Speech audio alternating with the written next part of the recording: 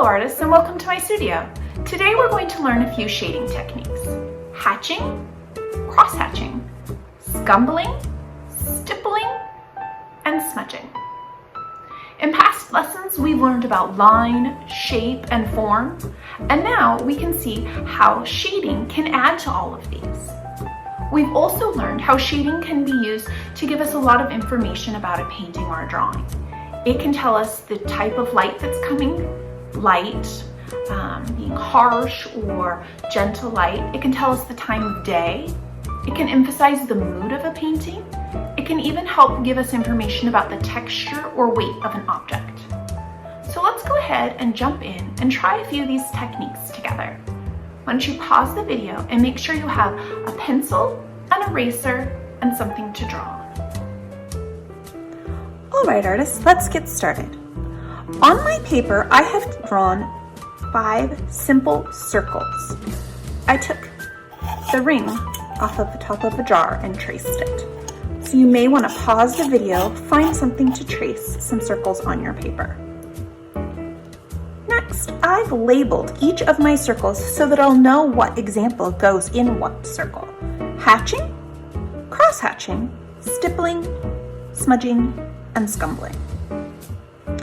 I've chosen just to use a simple shape, and I want to emphasize that shape with shading to give it a form. A form is something that's three-dimensional in space, or three-dimensional looking in space. So I'm going to start with cross-hatching. I'm going to start with hatching. For hatching, it is simply using small one-direction lines to add emphasis. In this case, we can use a straight line, or we can have our line curve slightly to show the roundness of our ball. I am simply going to use straight lines on mine this time. The other thing that's really important to do before you get started on your shading is to figure out what direction the light is coming from. If there's shadows, there has to be light coming from somewhere. In this case, I'm going to choose that my light is coming from this portion, hitting all of these circles in the same way. To remind myself of that, I'm going to draw a sunlight.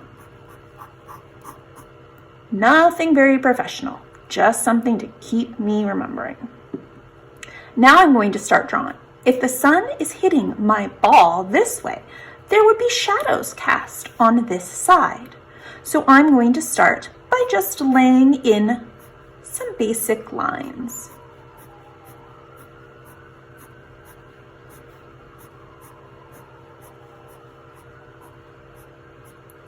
There we go.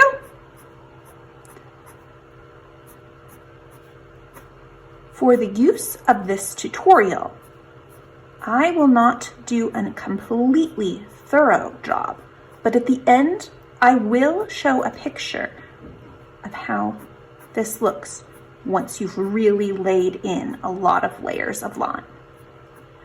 You want there to be fewer lines, more sparsely populated as it goes from dark to light.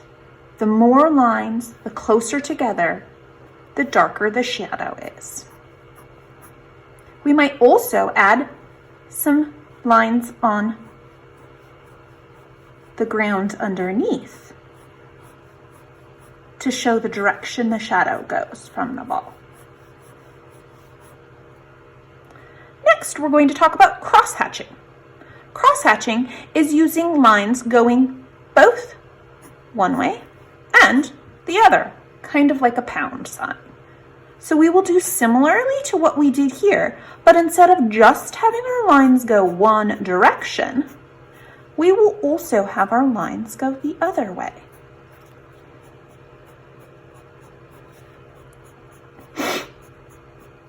And you will just fill in your area.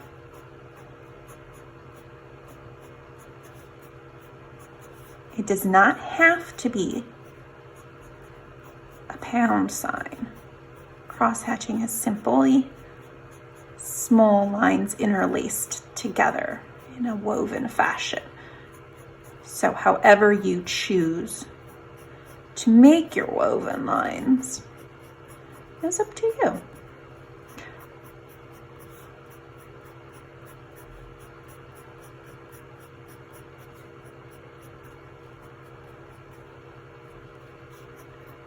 And I'm just going to add a few of them down here to give a small indication. All right. Next, we're going to move down to stippling. Stippling is using dots. I don't know if you can remember back to the lesson on Seurat, but Seurat painted entire paintings using dots, not just emphasize shadow, but for everything. In this case, we are just going to talk about shadow. So, as with the hatching and cross hatching, when you add your dots in, they will be further spaced in the lighter areas and more densely populating the darker areas.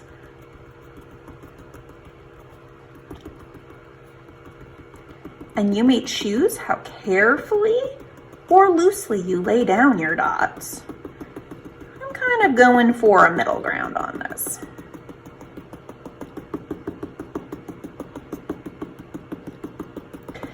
And I will add some below as well.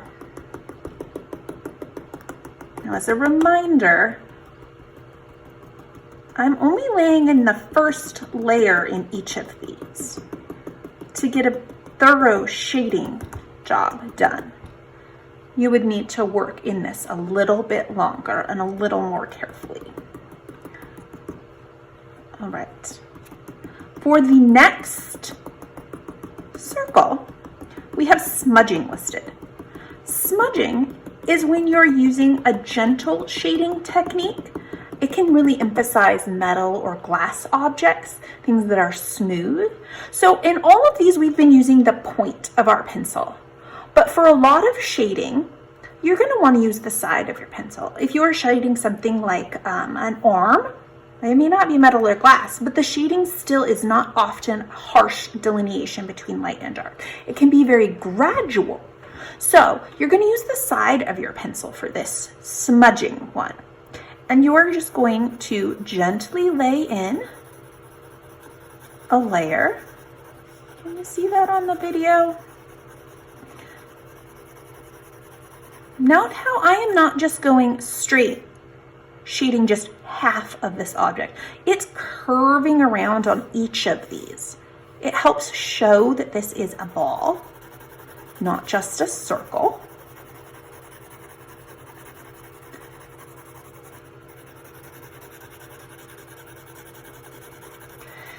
And then I'm going to lay in some darker down here. Even as I'm shading, I'm trying to not just use a straight line. I'm trying to have it curve just a bit.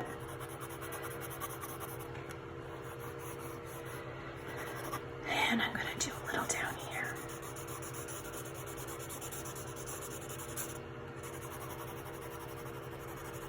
Now, to finish this out, the real smudging effect comes from using a cloth, or sometimes if you have a smudging utensil, you can use that. In this case, I've just grabbed some toilet paper from my bathroom. That should work fine. You don't want to use your hands because the oils from your hands can affect the paper negatively, especially if you're working on a drawing that you want to last a long time. So it might seem nice and easy just to use your fingers, but the oils from your hand can affect your drawing. And also, once you have a dirty hand, it can end up smudging around on your paper in areas you don't want it to. So just take your paper, make a nice little flat surface, and gently smudge it out. Like that. Softens it and gives it a nice soft look. You can even then go back in and add a few more layers once you've done that to kind of emphasize even more. A lot of students really like this one because it can, to them, make it feel really realistic. The next one actually is my favorite, scumbling. So for scumbling, what scumbling is for all basic purposes, it's scribbling. So for scumbling, what you're going to do is you're going to use a loose kind of wiry line. Start very lightly, don't press hard, but you're going to go ahead and just kind of use a light scribbly line.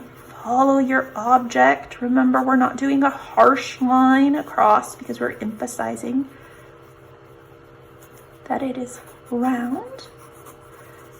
And then you can get it tighter and firmer in the area that you want it.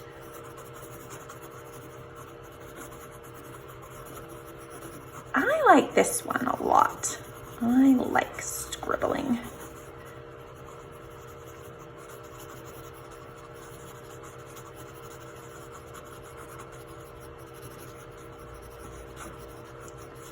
Can be kind of fun to let loose.